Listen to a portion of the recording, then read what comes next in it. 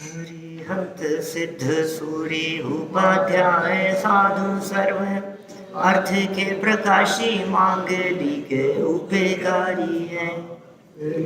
स्वरूप जान राग ते भई जो भक्ति काय को नमाए स्तुति को उचारी है।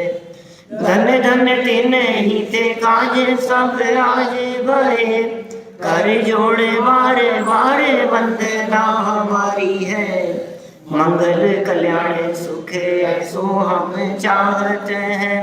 ओ मेरी ऐसी दशा जैसी तुम धारी है। ओ मेरी ऐसी दशा जैसी तुम धारी है। ओ मेरी ऐसी दशा जैसी तुम धारी है। क्षत्र चूड़ामणि नामक यह ग्रंथ विजया माता पुण्य और पाप के विषय में विचार कर रही है और विचार करते हुए कह रही है, मैं शास्त्र को क्या पढ़ूं, मैंने तो अपने जीवन को ही देख लिया है। जब मैं अपने जीवन को देखती हूँ तो उसमें ही मुझे शास्त्रों का मर्म दिखाई देता है। शास्त्रों का मर्म शास्त्रों में पढ़ पढ़ करके यदि ग्रहण किया जाता होता तो तिर्यंच गति के जीव क्या करते, वंचित रह जाते, नारकी क्या करते। देवगति में भी तो पठन पाठन नहीं है। नारकी, तिर्यंच और देव, इन तीन गतियों में शास्त्र पढ़ने की परिपाटी नहीं है। शास्त्र पढ़ा नहीं जा सकता है।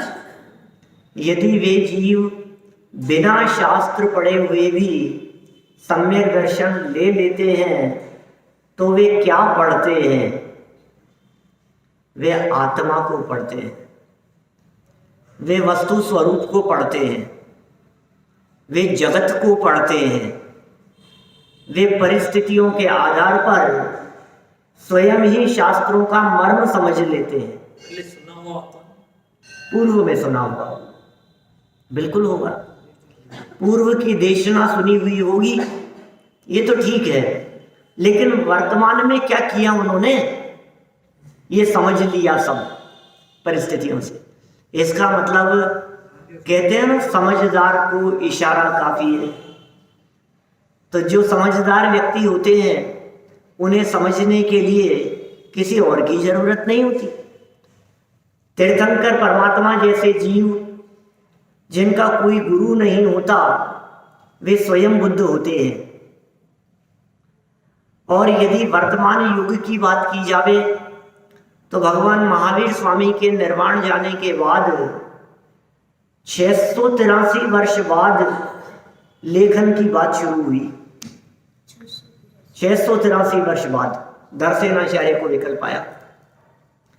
तो क्या बीच में भावलिंगी संत नहीं हुए? 600-700 वर्ष का पीरियड बहुत बड़ा पीरियड होता है। आज टोडरमल जी को गए 300 वर्ष हुए हैं, 250 वर्ष। आप समझिए तो अपने को कितने पुराने लग रहे हैं।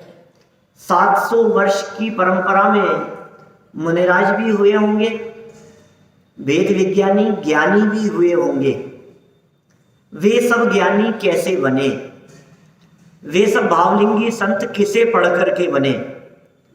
तो हाँ बिल्कुल, 12,000 मुनिराज भद्रबाहु स्वामी के समय 2000 वर्ष पहले, 2200-2300 वर्ष हुए उस घटना को भी। वो सब यहाँ से विहार करते हुए दक्षिण भारत की ओर चले, उत्तर भारत से विहार करते हुए।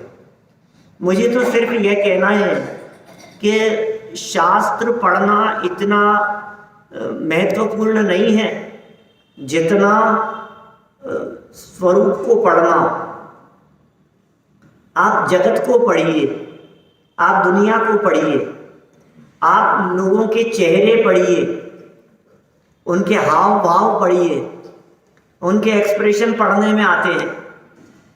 आप हर चीज को पढ़ सकते हैं। जिसे देखें उसे पढ़ें, जिसे देखें उसे पढ़ें, बिना लिखे हुए को पढ़ें।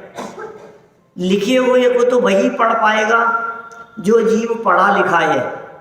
लेकिन सम्यक दर्शन की प्राप्ति अनपढ़ भी कर लेते हैं।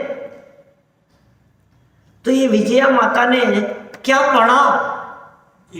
जीवन पढ़ा। पुण्य पाप कर्म के उदय को पढ़ा, अपने जीवन की घटनाओं और परिस्थितियों को पढ़ा। ये कैसे पढ़ा जाता है? ये क्या पढ़ने की दृष्टि होती है? एक सुंदर शब्द यहाँ दे दिए गए थे, कल हमने पढ़े थे अंतिम चरणों में। वो थे मात्र देखने की दृष्टि चाहिए, नजरिया चाहिए। आप क्या देख रहे हो? मुझे देख रहे हो? आप क्या देख रहे हैं? शास्त्र देख रहे हैं? देखने का नजरिया चाहिए। नजरिया नहीं होगा तो शास्त्र में भी कुछ नहीं मिलेगा, कुछ हाथ नहीं लगेगा। और नजरिया यदि आपके पास में होगा तो बिना शास्त्र के भी बहुत कुछ मिल जाएगा। शास्त्र संकेत मात्र है, संकेत मात्र है, इशारा करते हैं। देखना तो उस आत्म वस्तु को है। पुण्य और पाप कर्म का उदय विजया माता ने अपने जीवन में बहुत गहराई से देखा है। विवेकशील थी, इसलिए अब दोनों का ही त्याग करना चाहती है। पाप में तो किसे सुख दिखाई देता है, लेकिन पुण्य के उदयजन्य परिस्थितियों में भी शांति नहीं मिली। पुण्य के उदयजन्य परिस्थितियां भी सुखी करने में समर्थ नहीं हो सकी। इसलिए अब इस पुण्य से भी ऊपर उठना है, अब इस पुण्य से भी पार जाना है। पाप और पुण्य इन दोनों को छोड़कर, इन दोनों से मुक्ति प्राप्त कर परम मुक्ति की प्राप्ति करनी है। अब तो ये भावना हृदय में दौड़ रही है। देखो कैसी होती है परिस्थितियां, वे सारी घटनाएं और परिस्थितियां आपके दिलो दिमाग में घूम रही है। जब आप ही विजया माता के जीवन को देखकर, जीवेंद्र कुमार के जीवन को देखकर विचित्रताओं को अनुभव करते हैं, तो क्या वे स्वयं अनुभव नहीं करती होंगी? देखिए, किसी के घर में दुर्घटना हो जाए, एक्सीडेंट हो जाए, कुछ किसी की डेथ हो जाए और कोई दर्दनाक घटना घटी हो, तो उसे देखकर क्या समाज वाले लोग, आस पड़ोस वाले लोग, उनके हृदय में वैराग्य नहीं आता? तो जिसके ऊपर बीती होगी उसके कितना आएगा। लेकिन एक बात है मास्टर साहब, ये ज्ञानियों की होता है, समझदार लोगों की होता है। ना समझ लोग तो मोह को रोते हैं, वो सच्चा वैराग्य नहीं होता। वे मोह के कारण आंसू बहाते हुए दिखाई देते हैं। मोह छूटा, मोह जाता रहा, अब फिर वापस औरों के प्रति मोह हावी हो जाता है। लेकिन भाई, सब प्रकार के शल्य को रोककर माता विजया दीक्षा लेने का विचार करने लगी। देखिए, 511 नंबर का यह पेज है, 13 नंबर का यह श्लोक है। राजमाता विजया का दीक्षा लेने का विचार। अतोपास्य सुतस्नेहं तपस्यामि यथोचितं ज्ञात्वापि कुंडपातोऽयं कुत्सितानां हि चेष्टितम्। इसलिए मैं पुत्र का मोह छोड़ करके यथा योग्य तप करूंगी। इसलिए माने किस लिए पुण्य पाप देख लिया, अब वीतरागता सत्य धर्म प्रकट करूंगी, अब तो संयम अंगीकार करूंगी। इसलिए पुत्र के मोह को छोड़कर, सोच सकते हैं आप लोग पुत्र के मोह को छोड़ने की बात।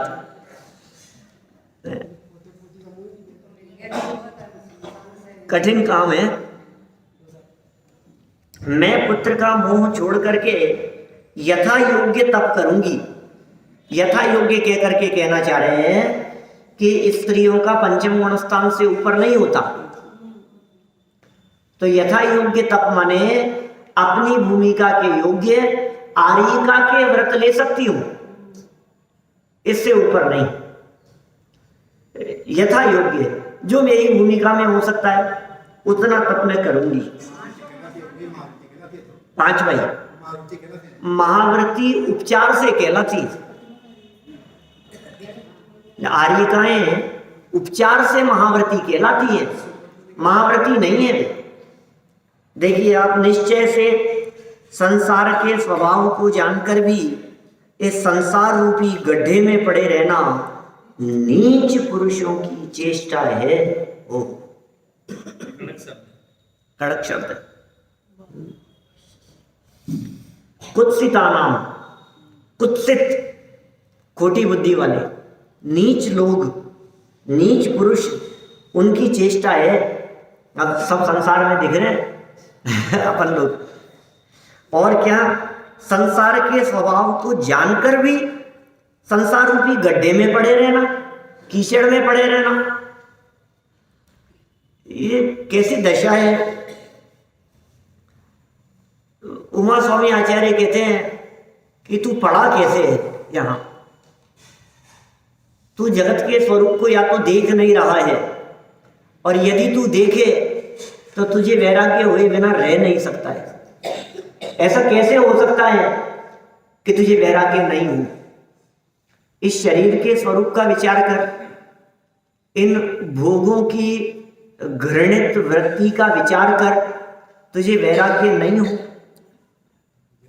इस देह के भीतर भरी हुई अशुचिता और अपवित्रता का विचार कर, तुझे वैराग्य नहीं हो? ये हो कैसे सकता है? वास्तव में इस जगत का स्वरूप वास्तव में देखा नहीं। उमा स्वामी आचार्य कह रहे हैं, जगत काय और स्वभाव व संवेग वैराग्यार्थम, सूत्र है उमा स्वामी आचार्य का। जगत काय स्वभाव व संवेग वैराग्यार्थम। जगत माने दुनिया, और काय, ओहो, जगत के जीवों की इस वृत्ति को देखकर, स्वार्थ वृत्ति को देखकर, मायाचार, छल कपट, धोखाधड़ी, बेईमानी, अनीति, अन्याय, लालची वृत्ति, लोभी परिणाम, ये सब देख देख करके ये कैसे कैसे छल दंभ करते हैं, इन्हें देख देख करके क्या वैराग्य नहीं आएगा? बोलो, कैसी दशा दिखती है? सारे जगत की दशा दिखाई देती है। ऊपर से मीठे बोलते हुए दिखाई देना और अंदर से काट करना, ये आज के मानव के लिए साधारण सी बात दिखती। कितना कठिन है ये काम। मैंने जगत की इस दशा को देखकर और फिर वैराग्यजन्य परिस्थितियों को देखकर, घटनाएं दुर्घटनाएं देखकर, फिर शरीर की स्थिति को देखकर, शरीर के भीतर मल भरा है, अशुचि है, अपवित्र है, घृणा करने वाला है, ऐसे इस शरीर को देखकर, भोगों को देखकर, संयोगों को देखकर, संयोगों का वियोग देखकर वैराग्य नहीं आएगा, नहीं होता है। आज वो चल बसे, आज वो चले गए, देखो वो 15 साल के मर गए, वो 12 साल के मर गए, वो 10 साल के मर गए, वो 25 साल का जवान बेटा मर गया, उसका ये हो गया, इसका ये हो गया। ये देख देख करके तुझे वैराग्य नहीं आता है? यदि नहीं आता है तो आचार्य देव कहते हैं, तेरा दिल, तेरा हृदय कितना कठोर हो गया है। तेरे माथे पर 3 साल नहीं पड़ते, तुझे लड़ाई झगड़ा धंधा फसाद ही दिखता है, तुझे मनमुटाव ही दिखाई देता है, तुझे शांति पसंद नहीं आती। सुख शांति और चैन से इस मनुष्य गति के जीवन को व्यतीत करें, ये पसंद नहीं आता है। जितना समय हमारे पास में है इस दुर्लभ मनुष्य जीवन का, वो कहाँ बिता रहे हैं, उसको सही जगह पर सदुपयोग नहीं कर सकते हैं हम। ये विचार कर रही है विजया माता, पुत्र का मोह छोड़ने की बात सोच रही है और संसार के स्वभाव को जान रही है। ये संसार का स्वभाव ही ऐसा ही है। वो बतलाया था ना, भरत के में मार डाला, दादा ने सुनाई ये घटना वापस है? मुझे तो पर्सनल सुनाई थी, फिर वो उस दिन प्रवचन में भी बोल दिए। क्या शब्द था बताओ? तिरछी, तिरछी ने मार दिया। तिरछी, तिरछी। रामचंद्र जी को पूछा, भरत के तिरछे ने मार डाला। अभी ये जगत का स्वरूप ऐसा ही है, आप कर करके मरे जाओ, क्या आपको कोई यश नहीं मिलेगा। ऐसा है जगत का स्वरूप। तुम्हारे कर्म के उदयानुसारी व्यवस्था मिलेगी, उसमें परिवर्तन नहीं होगा बिल्कुल भी। तुम कर लो कितना भी। लोगों की शिकायत रहती है इस तरह की, मैं कर करके मरे जा रहा हूं। हम मरे जा रहे हैं इनके लिए, और बिल्कुल ही परवाह ही नहीं है इनको तो हमारी। हम किए जा रहे हैं, हम इनके लिए कितना हमने किया, और लेकिन देखो फिर भी हमारी किस्मत में तो सुनना ही लिखा है। इतना करने के बावजूद भी फिर भी रुकता है। भाई ये जगत का स्वरूप देख ले, ये जगत का स्वरूप तो ऐसा ही है। तू करता रहे और पिटता रहे, सुनता रहे, ऐसा ही स्वरूप है। ऐसा ही लिखा करके लाया। तेरा उदय इसी प्रकार का है क्या, और उदय बदल जाएगा तो सब बदल जाएगा। इसलिए कह रहे हैं तू स्वभाव जान ले जगत का, जगत का नेचर जान ले। तूने जान लिया ना ऐसा नेचर है पत्नी का, तूने जान लिया ना बच्चे का ऐसा स्वभाव है, तूने जान लिया ना माँ बाप का स्वभाव किस तरह का है, भाई साहब किस तरह के नेचर वाले हैं, समझ लिया ना तूने, तो जान ले बस। पड़ोसी किस तरह के हैं, ये नौकर किस तरह का है, ये मालिक किस तरह के हैं, ये सेठ कैसे हैं, सबका स्वभाव जान ले। और स्वभाव को जानकर क्या रख, शांति रख, सहजता रख। यही उपाय है, इसके अलावा दूसरा कोई उपाय नहीं है। जगत और कार्य के स्वभाव का गहराई से विचार करने वाला व्यक्ति, उसके हृदय में वैराग्य और संवेग हुए बिना नहीं रहता। ये नियम है, उमा स्वामी आचार्य द्वारा लिखा गया, रिटर्न में लिख करके दिया हुआ ये वस्तु स्वरूप है। जगत काय स्वभाव हुआ संवेग वैराग्यार्थम, वैराग्य के लिए ही है जगत का स्वरूप। तो सड़क पर चलते हुए कभी दुर्घटना दिखाई देती है, कभी कोई जीव गिरते हुए दिखाई देते हैं, ठोकर खा के गिरते हुए दिखाई देते हैं, और टीवी की स्क्रीन पर तो खूब देखते हैं। पहले दादा ने ये लिखा, न्यूज़पेपर में खबर पढ़ते हुए दिल नहीं दहलता है, ऐसा लिखा ना उन्होंने, चाय का प्याला हाथ से नहीं गिरता है, नहीं धूसता है। और अब तो हम ये कहते हैं कि वो न्यूज़पेपर तो बाद की बात है, वो न्यूज़पेपर तो कल सुबह आएगा नया। टीवी की स्क्रीन पर तो अभी घटनाएं दिख रही है आपको, लाइव पिक्चर दिख रही है, बम विस्फोट होते हुए दिखाई दे रहे हैं, त्राही त्राही मचती हुई दिखाई दे रही है। वो लाशें इधर से उधर उठा करके लोग ले जाते हुए दिख रहे हैं, और रो रहे हैं, तड़प रहे हैं भूकंप और बाढ़ से, और भीख मांग रहे हैं, और खाने पीने को कुछ नहीं मिल रहा है। और बड़े बड़े सेठ और संपन्न व्यक्ति वो फुटपाथ पर हैं, रोड पर आ गए हैं। कहाँ हट गया रोड में से, करोड़ में से करोड़पति थे क्या, करोड़पति थे, अब करोड़ में से कहाँ हट गया स्टार्टिंग का, रोडपति रह गए। ये दशा दिख रही है हमारे। बोलो कितने कितने दृश्य हमने नहीं देखे। जापान में रेडिएशन की वजह से कैसी तबाही आ गई थी, इधर भुज में भूकंप जो आया, और ये केदारनाथ के बाढ़ की स्थिति, और वो सुनामी की लहरें, तो क्या क्या उठते हुए नहीं देखी हमने। टावर में प्लेन घुस गया, वो प्लेन घुस गया, बोलो टावर में कैसे सब दिखते हैं हमारे को। कभी ट्रेन की पटरियां उतर जाती है, कभी बसें खाई में गिर जाती हैं।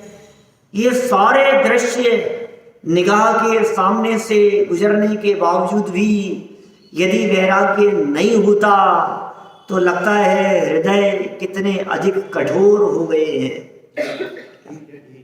ढीठ है।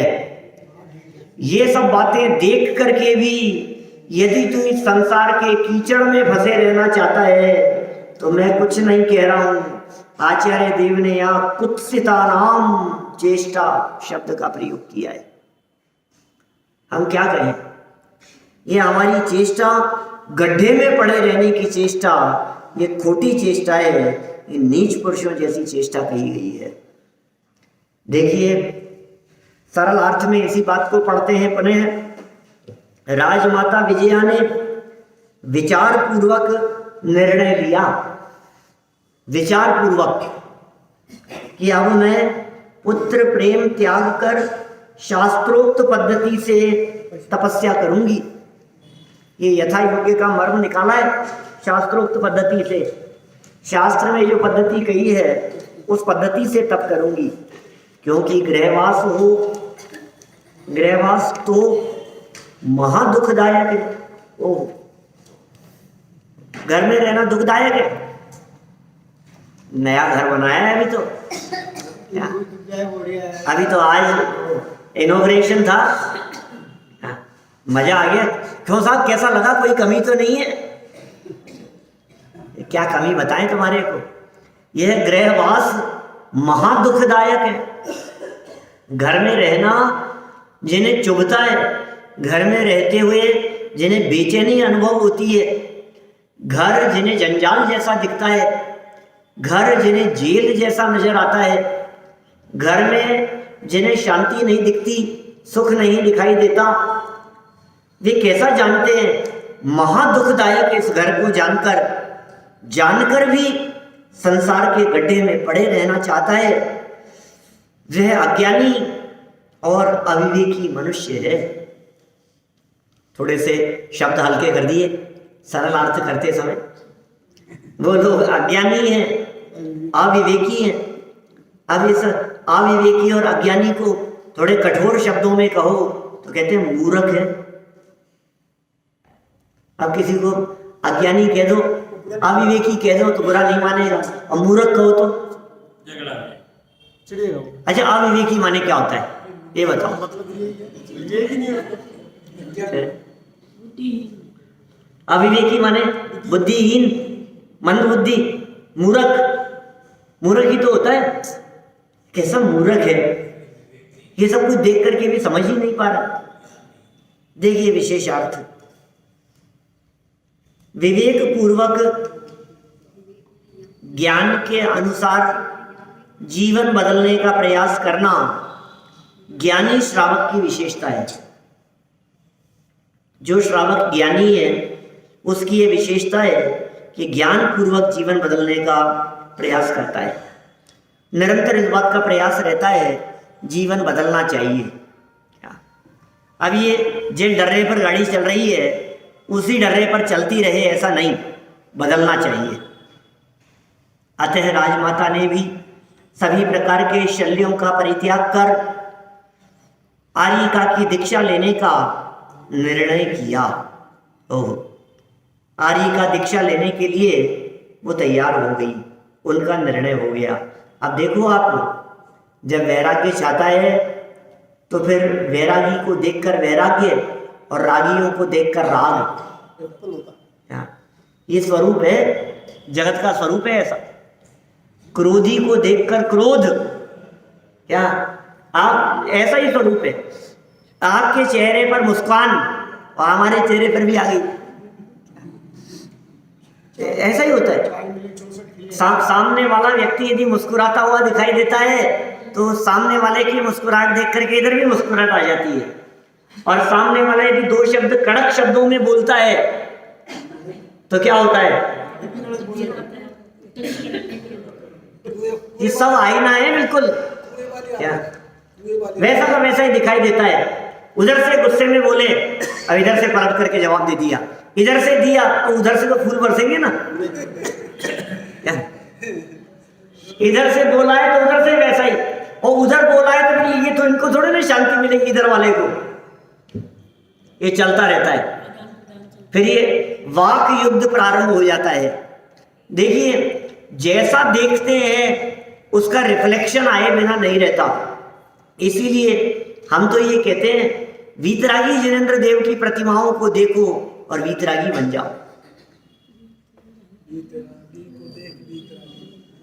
वीतरागी को लख वीतरागी बनो, फिर समझ लो कि भव भव का फेरा गया।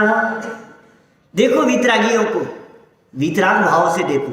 क्यों भाई, राग की प्रतिमाएं क्यों नहीं विराजमान है हमारे यहाँ मंदिर में? हमारे यहाँ मंदिर में कपड़े लत्ते पहनाए हुए क्यों नहीं है? श्रृंगार किए हुए क्यों नहीं है? कितना करें फिर श्रृंगार? फिर श्रृंगार की कोई लिमिट थोड़ी ना है। फिर भक्त तो भक्त है, एक कपड़े पहनाना चाहता है तो दूसरे जेवर पहनाना चाहता है, फिर कहता है कि नहीं चांदी के नहीं सोने के पहनाएंगे, फिर कहेंगे शुद्ध सोने के पहनाएंगे, फिर कहेंगे नहीं रत्न जड़ के पहनाएंगे। कोई लिमिट थोड़ी ना है फिर कोई श्रृंगार की, श्रृंगार की लिमिट थोड़ी ना। ये तो बढ़ता चला जाता है। तो क्या करें, उपाय क्या है?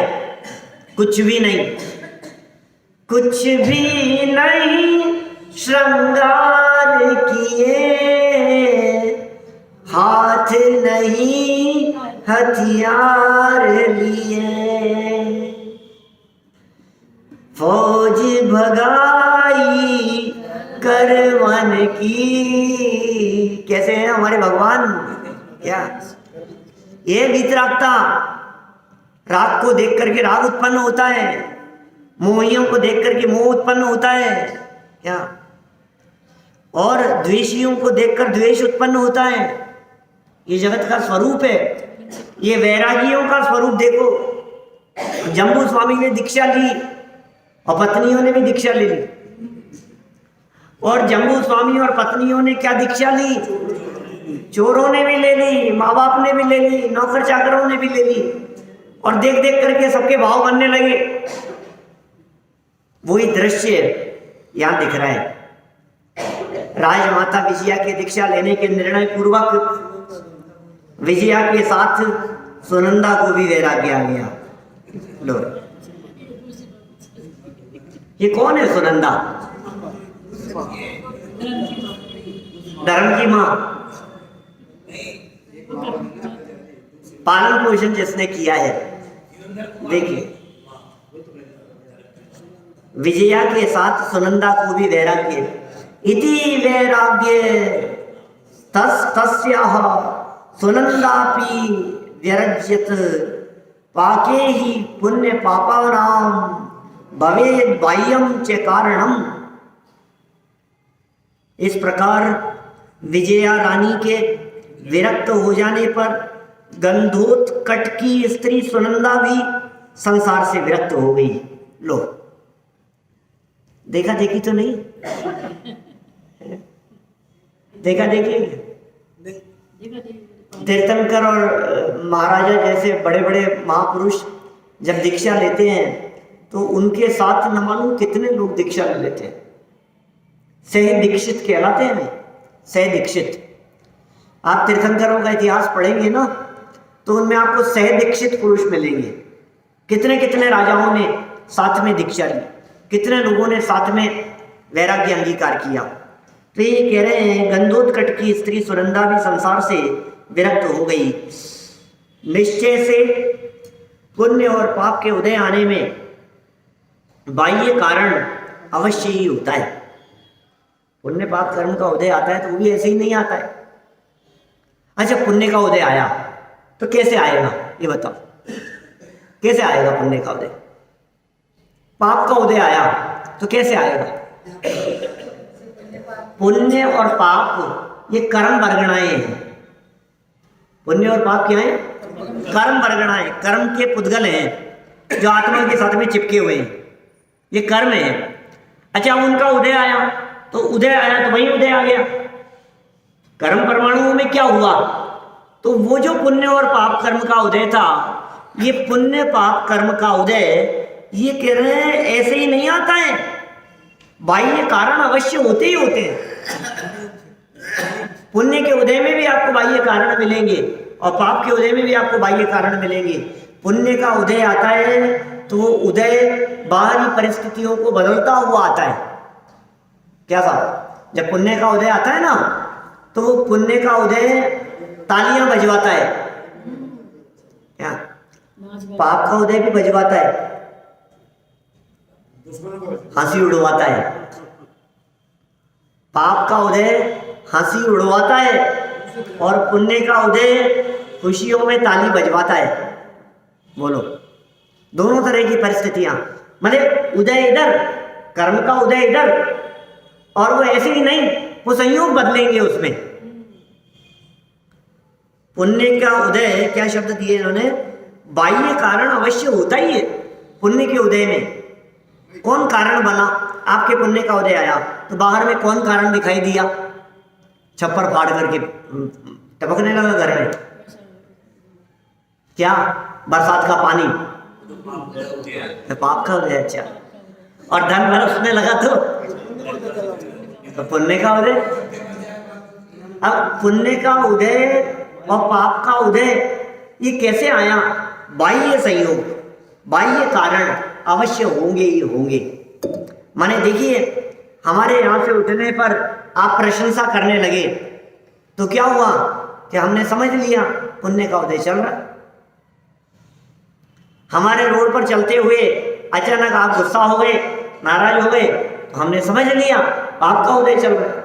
इसमें क्या करो? माने आप पुण्य का उदय चल रहा है या पाप का उदय चल रहा है, वो उदय तो नहीं दिखता, लेकिन कारण और परिस्थितियां दिखती है। आप परिस्थितियों को देखकर उदय कौन सा चल रहा है इसका अनुमान लगा सकते हैं। तो पुण्य और पाप निष्कारण नहीं होते, बाह्य कारण होते ही होते हैं, अवश्य होते हैं। देखिए फिर क्या कह रहे हैं, पूर्वोक्त प्रकार से राजमाता विजया के विरक्ति के परिणामों को जानकर सेठ दंडोत्कट की पत्नी सुनंदा, जिन्होंने जीवेंद्र कुमार का लालन पालन किया था, उनको भी वैराग्य जागृत हुआ, क्योंकि पाप और पुण्य के उदय आने में कोई न कोई बाह्य निमित्त कारण अवश्य हुआ करता है। पाप और पुण्य का उदय, अब वैराग्य का प्रसंग बना, मन में वैराग्य का वातावरण छाया, ये पुण्य का उदय है। और कारण कौन बने इसमें? बाह्य, बोले विजया माता का परिणाम, वो उसमें कारण बन गया। आप देखिए, कोई ना कोई तो कारण बनेगा। आपको हंसी आई, हमने पूछा भैया हंसी क्यों आई है तो बताओ, कि नहीं वैसे आ गई थी। वैसे कैसे आ गई? कोई तो कारण होगा। आंखों से आंसू छलक रहे हैं, हमने पूछा भैया आंख में आंसू क्या बात है? कि नहीं कुछ नहीं है, कुछ तो है बात। माने कोई ना कोई बात तो होगी, ऐसा नहीं हो सकता कि कोई बात न हो। क्या माने पुण्य का उदय और पाप का उदय अपने साथ में संयोगों और परिस्थितियों के बदलने में निमित्त होता हुआ दिखाई देता है। रानी विजया के परिणामों को देखकर सुनंदा के परिणाम भी वैराग्य से भीग गए, और मन जब वैराग्य से भीग गया तो दीक्षा लेने का परिणाम सुनंदा के मन में भी आ गया। देखिए विशेषार्थ, जीव का वैराग्य रूप परिणाम पुण्य परिणाम है। वैराग्य परिणाम बहुत अच्छा परिणाम है, ऐसे ही नहीं आता ऐसा वैराग्य का परिणाम। अभी भी दिखाया ना पीछे, स्वभाव की इतनी चर्चा की, दुष्ट चित्त कह करके पुकार दिया गया, नीच वृत्ति वाले कह करके पुकारा गया। इतना सुन लेने के बावजूद भी असर थोड़ी ना होता है। ऐसे चिकने घड़े जैसे हैं, कोई फर्क नहीं पड़ता है हमारे, सुन करके ऐसे ढीठ हो गए, दुष्ट चित्त हो गए। टोडरमल जी ने तो यहां तक लिखा, सुबट लिखा, मोक्ष मार्ग प्रकाशक पेज नंबर 20 नंबर पेज पर वे कहते हैं, टोडरमल जी साहब क्या कहते हैं, अरे तीर्थंकर आदि महापुरुष भी जिस संसार भय से डरकर दीक्षित हो जाते हैं, वैरागी हो जाते हैं, संसार को छोड़ करके चले जाते हैं, इस संसार के दुखों से भयभीत होते हुए, और इसे देखो ये कितना सुभट है, क्या इसे असर नहीं होता है, इसे घबराहट नहीं होती है।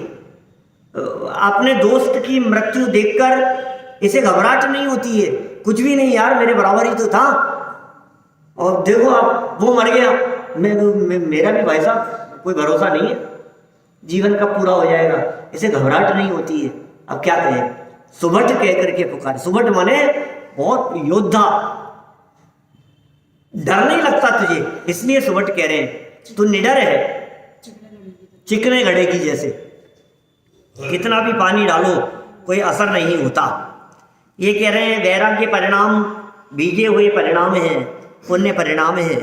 प्रत्येक कार्य के दो कारण होते हैं, एक उपादान अर्थात मूल कारण, और दूसरा निमित्त अर्थात उपचार कारण।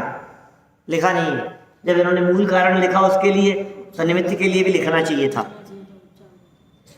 एक उपादान कारण जो कि मूल कारण है, और दूसरा निमित्त कारण जो कि मूल कारण तो नहीं है लेकिन उपचार से कारण कहा गया है। अब इन दोनों की परिभाषा बतला रहे हैं। जो पदार्थ स्वयं तो विवक्षित कार्य रूप न परिणमे, खुद तो न परिणमे, परंतु कार्य की उत्पत्ति में अनुकूल होने का जिस पर आरोप आ सके, उस पदार्थ को निमित्त कारण कहते हैं। ये जो कारण कहा ना, सुनंदा के वैराग्य का कारण विजया के हृदय के परिणामों को देखना है, तो बोले ये कैसा कारण है, दूसरे को देख करके वैराग्य आ गया, ये कैसा कारण है, बोले ये निमित्त कारण है, ये निमित्त कारण है। जो स्वयं कार्य रूप तो न परिणमे, लेकिन कार्य के होने में अनुकूल होने का आरोप जिस पर आवे, उसे निमित्त कहते हैं। ये निमित्त की परिभाषा है, याद रखना भैया, निमित्त की परिभाषा। अरुण जी साहब, क्या परिभाषा है? जो स्वयं कार्य रूप तो न परिणमे, क्या ऐसे याद करनी है मनोज जी पूरी परिभाषा? जो स्वयं कार्य रूप तो न परिणमे, लेकिन कार्य के अनुकूल होने का आरोप जिस पर आवे, उसे कहते हैं निमित्त कारण। तो ये निमित्त कारण की अपेक्षा से इसे कारण कहा गया है। हाँ, उपादान की तैयारी होती है तो निमित्त आसमान से उतर के आ जाते हैं अपने आप ही। हाँ, घड़ा बनने का निमित्त कारण कौन है? कुम्हार आदि है, वे निमित्त कारण है घड़ा बनने का कारण। अंदर में सुनंदा की उपादानगत योग्यता थी, और विजया माता के वैराग्य के परिणाम को देखना ये निमित्त बन गया और काम हो गया। इसलिए आप निमित्त का इंतजार नहीं करें, आप तो उपादान की योग्यता को डेवलप करें। देखिए, अनुकूल होने का आरोप जिस पर आ सके, उस पदार्थ को निमित्त कारण कहते हैं। अब निमित्त कारण के भी दो भेद हैं, लो, एक अंतरंग निमित्त कारण, एक बहिरंग निमित्त कारण। याद रखना, एक अंतरंग निमित्त कारण, एक बहिरंग निमित्त कारण। आप बता सकते हैं अंतरंग और बहिरंग क्या क्या है सुनंदा के वैराग्य में? अंतरंग में परिणाम, अंतरंग में कर्म का उदय, उस जाति का, उस योग्य परिस्थिति अंतरंग, और बहिरंग में देखना। बहिरंग में तो ये घटना, और अंतरंग में उपादान की खुद की तैयारी की वजह से जो कर्म के उदय जन्य स्थिति। देखो, उपादान की तैयारी तो उपादान कारण हो जाएगा, कर्म के उदय को अंतरंग निमित्त कारण कहना पड़ेगा। भाई, अंतरंग में यदि आपने वस्तु स्वरूप देख लिया तब तो उपादान कारण हो गया वो, लेकिन कर्म का उदय देखेंगे तो निमित्त कारण होगा। देखिए, यहाँ वैराग्य रूप पुण्य परिणाम में कर्म का उदय तो अंतरंग निमित्त कारण है। वैराग्यमय परिणाम जो हुए, इनमें अंतरंग कारण तो पुण्य का उदय। अरे भाई साहब, पुण्य का उदय हो तो बाहर में व्रताधिक अंगीकार करने का भाव होता है। कहते हैं ना, भाग्यशाली है, दीक्षा लेने का भाव आया, भाग्यशाली है, संयम अंगीकार करने का भाव आया। अभागा है, फंसा रहता है, उलझा रहता है। अभागा है, दुकान नहीं छूटती है, आधे घंटे पहले बंद नहीं होती है। अभागा है, भाग्यशाली है, छोड़ छोड़ करके भाग करके आ जाता है सुनने के लिए, ये भाग्यशाली है। तो वैराग्य परिणाम आना ये पुण्यशालीपन का द्योतक है, ये निमित्त कारण है अंतरंग। और राजमाता विजया की विरक्ति के परिणाम ये बहिरंग निमित्त कारण है, ये बाहर से निमित्त है। प्रत्येक कार्य में बाह्य निमित्त भी स्वाभाविक रूप से होता ही है। ये बात इन्होंने यहाँ बतलाई है कि कोई भी काम होता है तो उस काम में बाहरी निमित्त भी होता है और अंतरंग निमित्त भी होता है। ये दोनों निमित्त नियम से होंगे ही होंगे। और समंत भद्राचार्य तो यहाँ तक कहते हैं, बाह्य तरोपाधि समग्र तेयम कार्य शुद्ध द्रव्य का स्वभाव है, माने उपादान और निमित्त ये दोनों प्रकार के कारण मिलने पर कार्य होता है। हमें तो उपादान की तैयारी रखनी है, निमित्त अपने आप मिलते चले जाएंगे। हम सभी अंतरंग तैयारी पूर्वक इसी प्रकार के वैराग्य को प्राप्त करें, इसी भावना से बात करें।